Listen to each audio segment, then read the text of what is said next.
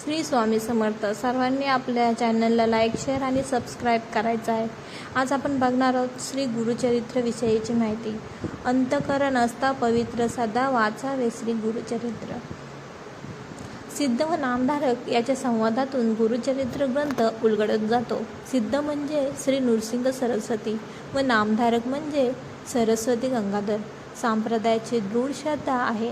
या संदर्भात एक पुरावा असा की गंगाधराचा पुत्र सरस्वती प्रपंचात त्याग करून मनशांतीच्या शोधासाठी गाणगापूरच्या दिशेने निघाला. पाय थकल्यावर तो एका वृक्षाखाली निद्राधीन झाला. तेव्हा त्याला एका दिव्य तेजोमूर्तीचे दर्शन स्वप्नात घडले. तो जागा झाला व स्वप्नातील मूर्तीचे ध्यान करीत पुढे जाऊ लागला. सिद्धनाळ नामक जी मूर्ती त्याने स्वप्नात पाहिली होती तीच प्रत्यक्ष भेटली. नंतर तिने त्याला भीमा अमरजा संगमावर आणून कथा सांगण्यास सुरुवात केली. ही घटना शके 1490 घडली. याचाच अर्थ तब्बल 110 वर्षांनी महाराज पुन्हा सिद्धाच्या रूपात अवतीर्ण झाले. भीमा अमरजा संगमावरील 1 महिन्याच्या वास्तव्यात सिद्ध व नामधारकांच्या संवादातून गुरुचरित्र लिहिले गेले. गुरुचरित्राचे एकूण 52 तसेच काही ग्रंथात 53 अध्यायात एकूण 7491 ओव्या आहेत. त्यांची विभागणी ज्ञानकांड, कर्मकांड आणि भक्तिकांड अशी केली आहे. विविध कथांच्या माध्यमातून ज्ञान, कर्म, भक्ती यांचा समन्वय यात साधला असून या तीनही उपासनांसाठी गुरूंचे मार्गदर्शनच कसे अनिवार्य आहे याचे अतिशय सुंदर आणि मर्मग्राही विवेचन ग्रंथकर्त्याने ओघवत्या भाषेत केले आहे. दत्तावतार श्री नृसिंह सरस्वती यांच्या प्रेरणेनेच गुरुचरित्र लिहिले गेले. परिणामी या ग्रंथाला ईश्वरी अधिष्ठान असल्याने तो वरद ग्रंथ असून त्याला श्री गुरूंनी भक्तकाम कल्पद्रुम असा वर देऊन ठेवलेला आहे. सर्वसामान्य मनुष्याने ईश्वराप्रत पोहोचण्यासाठी कशा प्रकारचे आचरण ठेवावयास हवे याचे मौलिक मार्गदर्शन गुरुचरित्राच्या माध्यमातून केले असल्याने या प्रासादी ग्रंथाचे स्थान दत्तभक्तांच्या हृदयात 5वा वेद असेच आहे. दिव्य व दैवी परंपरेने चालत आलेल्या मूल ग्रंथाच्या 1480च्या सुमारास सरस्वती गंगाधरांनी केलेला विस्तार म्हणूनच गुरुचरित्र हा ग्रंथ महाराष्ट्रात लोकप्रिय असून दत्त संप्रदायिकांनी त्याला वेदाची मान्यता दिलेली आहे. भक्ती, मुक्ती, परमार्थ जे जे वांछिले मनात ते ते साध्य होय त्वरित. गुरुचरित्र ऐकता अशी त्याची महती आहे.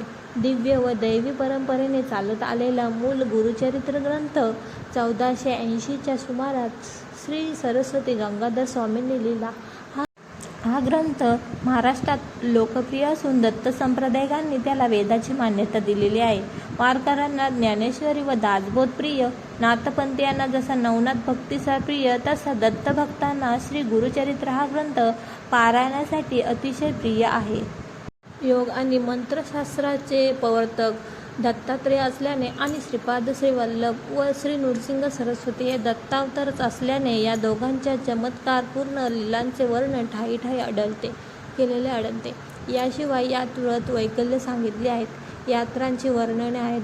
ब्राह्मणाचा आचारधर्म विस्ताराने कथन केलेला आहे. यात अश्वत्थय, औदुंबर, भस्म महात्म्यही विशद केलेले आहे. गुरुचरित्रात शिवपूजेचे महात्म्यही विशद केले आहे. रुद्राक्ष धारणाचे फायदे, शिवरात्रीच्या उपासाचे फल, सोमवार व्रत, भस्मलेपन इत्यादीची तपशीलवार माहिती आहे. या ग्रंथाने समाजाला शाश्वत मूल्ये शिकवली. त्यापैकी पातिव्रत्य हे सर्वश्रेष्ठ वैयक्तिक मूल्य आहे, तर आतिथ्य हे सामाजिक मूल्य आहे. पापकर्माची प्रवृत्ती कमी होऊन पुण्यप्रवृत्ती वाढवण्यासाठी गुरुचरित्रात कर्मनिष्ठ, ध्येयनिष्ठ, गुरुनिष्ठ अशा स्त्री पुरुषांची चरित्र जागोजागी आढळतात. गुरुचरित्रात वाङ्मय सृष्टीहून एक उच्चतर अशी चिन्मय सृष्टी आहे आणि म्हणूनच यातील प्रत्येक ओवी परमेश्वरी शक्तीने भरलेली असून कोणी प्रखर विरक्ती व अखिल भक्तीने या दिव्य ग्रंथाची पारायणे करील त्याचा प्रपंच आणि परमार्थ दोन्ही सुखाचे होतील हे तिव्हार सत्य. साहजिकच हा ग्रंथ हा सिद्धमंत्र असल्याची अनुभूती पारायणकर्त्याला आल्याशिवाय राहत नाही. या ग्रंथातील तत्त्वज्ञान हे स्वात्मानुभव, आत्मज्ञान व आत्मसाक्षात्कार होण्यास पोषक आहे. शेवटी उर्वरेत आत्मनात्मानं हेच खरे. आपलीच बरी वाईट कृत्ये आपल्याला तारतात किंवा मारतात हे तत्त्व या ग्रंथात पुन्हा पटवून दिलेले आहे आणि म्हणूनच सत्कर्म करावे असे आवर्जून सांगितले आहे. याचे कारण असे की हे सत्कर्मच तुम्हाला भवसागर तरून जाण्यास सहाय्य करते. गुरुचरित्रातील प्रत्येक अध्यायात अशा अनेक दृष्टांत कथा आहेत. लोक त्याला चमत्कार कथा समजतात, पण त्यामागील भक्तिसूत्र जाणून घेऊन गुरुबोधाचे स्वरूप कळून घेतले पाहिजे. गुरुसेवेशिवाय गुरुकृपा होणे शक्य नाही. गुरुसेवेसाठी दृढ गुरुनिष्ठा हवी. गुरुकृपेसाठी साधना हवी. गुरुकृपा झाली तर शिष्याचे कल्याण होईल. ईश्वर दर्शन होणे हे परमार्थाचे साध्य असले तरी त्यातही अखंडपणाने आणि सर्वत्र दर्शन सुख प्राप्त होणे ही तितकीच महत्त्वाची गोष्ट आहे. जीवन धन्यता त्यातच. गुरुचरित्रात अनेकांना दुःख संकटे यातून मुक्त होण्याचा उपासना धर्म प्रतिपादला गेला असल्याने प्रापंचिकाचे जीवन आणि परमार्थिकेचे मार्गदर्शन यांचा मिलाप गुरुचरित्रात आहे. पठण, चिंतन, मनन यापैकी काही घडले तरी त्याची अतोचित फलश्रुती देणारा हा प्रासादिक ग्रंथ आहे हेच खरे. गुरुचरित्राचे एक महत्त्वाचे वैशिष्ट्य अभ्यासकांच्या नजरेतून निसटले आहे. ते हे की यात वैदिक आणि अवैदिक या दोन्ही संस्कृतीच्या प्रवाहाचा संगम झालेला आहे.